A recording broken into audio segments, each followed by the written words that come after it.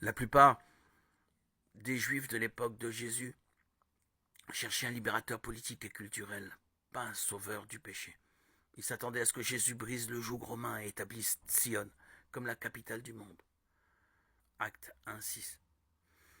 Et ils ne voyaient pas comment un Messie aussi doux et humble pourrait faire cela. L'histoire de Joseph dans l'Ancien Testament offre un parallèle intéressant avec les Juifs qui n'ont pas reconnu leur Messie. Joseph a été vendu en esclavage par ses frères et après bien des hauts et des bas, il a été élevé au rang de premier ministre de toute l'Égypte. Quand une famine a frappé l'Égypte et Israël, les frères de Joseph sont allés chercher de la nourriture en Égypte et ils ont rencontré Joseph, mais ils ne l'ont pas reconnu. Leurs propres frères se tenaient devant eux, mais ils ne s'en sont pas rendus compte.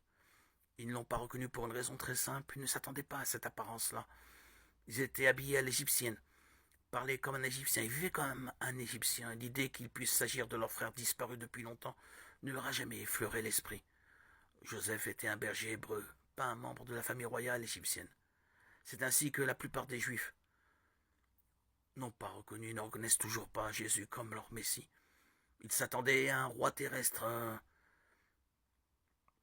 pas à un souverain d'un royaume spirituel. Beaucoup de rabbins interprètent la prophétie du serviteur souffrant en Ésaïe chapitre 53 comme une allégorie de la souffrance du peuple juif aux mains des nations. Leur aveuglement était si grand qu'aucun miracle ne pouvait leur ouvrir les yeux. Matthieu 11:20.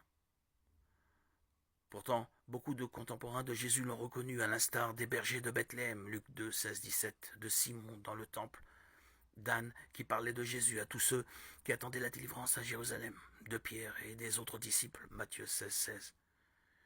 Puisse-t-il y en avoir beaucoup d'autres qui continuent de voir que Jésus est le Messie, le roi Machiar, qui accomplit la loi et les prophètes.